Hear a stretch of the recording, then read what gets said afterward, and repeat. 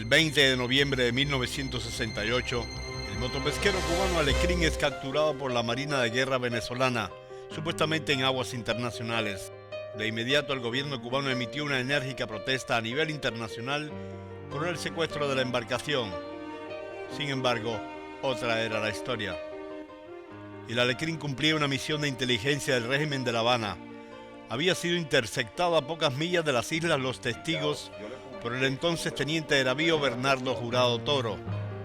Hoy su hijo, el capitán de navío Bernardo Jurado, relata todos los detalles de este incidente vinculado a las pretensiones de Fidel Castro de tomar Venezuela a través de incursiones guerrilleras. Pero en el caso del Alecrín, eran las 11 de la noche, de una noche menguada del 20 de noviembre del 68, cuando el patrullero Calamar P-02, comandado por mi padre, quien también es oficial de Marina, avistó en su radar bidimensional, por la tecnología de aquellos años, 3 buques. No era uno, eran 3. Mi padre solicita autorización y se acerca a alta velocidad, y 2 de ellos huyen hacia el norte. Y él decide irse sobre el más grande, que era un buque que, cuando él se acerca, usó el procedimiento que tienen las marinas a nivel internacional, porque forma parte del derecho internacional marítimo. Tomó su VHF marítimo, canal 16, que es el canal de emergencia. Buque que tengo navegando por Miamura de babor, identifíquese. Lo hizo 3 veces como manda la directiva. Y en la 4ª oportunidad le dijo: voy a disparar un pique de proa con mi cañón como advertencia. Observe el pique de proa. Al no recibir respuesta del buque cubano, el comandante Jurado Toro comunicó que dispararía un pique de proa con uno de sus cañones. En esas circunstancias, el patrón informó que el pesquero se llamaba Ámsterdam. Papá repregunta: ¿cuál es su bandera? ¿Y qué hace usted en aguas venezolanas sin autorización? No contestan. Lo vuelve a llamar, no contestan. Y por supuesto, mi padre se acerca estimando unas 60 o 70 yardas de distancia y ordena prender el fanal. El fanal es un inmenso farol, un inmenso foco de luz hacia la popa de ese buque, supuestamente Ámsterdam. Y se leyó sobre un casco blanco con rayas rojas, sin lugar a ninguna duda: Alecrín, La Habana, Cuba.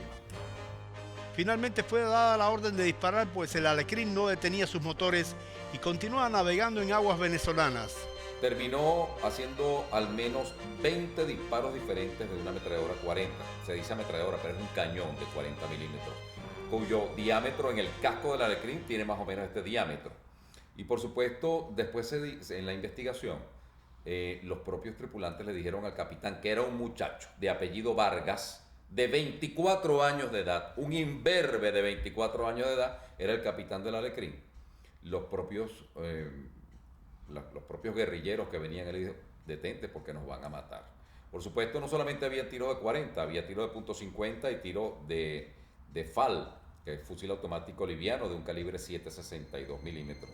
Los reportes de prensa de la época muestran las actividades guerrilleras de Cuba en Venezuela desde mucho antes del incidente del Alecrín, que tenía la misión de desembarcar guerrilleros, armamentos y retirar personal hacia la isla.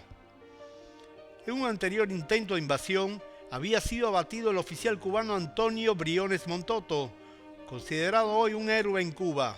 Fue bien muerto en Machurucuto, en un desembarco que hizo en Machurucuto, y por supuesto las Fuerzas Armadas procedieron, porque ya las reglas del juego estaban claras. Había que tirar a matar, porque los Castro y los comunistas de la isla no entendían de medias tintas. De hecho, Oscar, no fue un incidente, fueron 2 incidentes, porque yo tengo aquí la carta mandada a las Naciones Unidas por nuestro canciller del momento, donde estipula exactamente cuándo fueron estos eventos. Fíjate tú, el primero fue el 8 de mayo del 67, comprobado igualmente por la Organización de Estados Americanos y admitido oficial y públicamente por el gobierno de Cuba. Y es interesante indicar que este último desembarco se realizó a partir de la nave de bandera cubana Sierra, de nombre Sierra, que figura en los registros navales también como una nave de pesca, como lo fue el Alecrín. Según los relatos del padre y de los reportes históricos del incidente con el sofisticado motopesquero Alecrín, el capitán de navío Bernardo Jurado asegura que los supuestos pescadores no se comportaban como tales.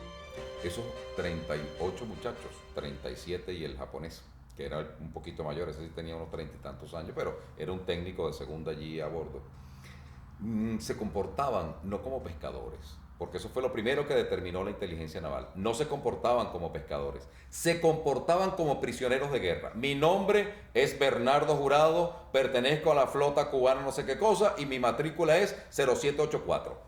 No salían de allí. Era un tape como nos entrenan a nosotros los militares cuando nos hacen presos prisioneros de guerra. Usted dice su nombre, su matrícula y a qué fuerza pertenece. Ya. Pues así eran los interrogatorios. Entonces no eran pescadores, eran militares. Evidentemente que no eran pescadores. Pero mira, el 21 de noviembre sale Fidel Castro Ruz en la radio cubana diciendo que había sido una operación de piratería la que había apresado a estos pobres pescadores.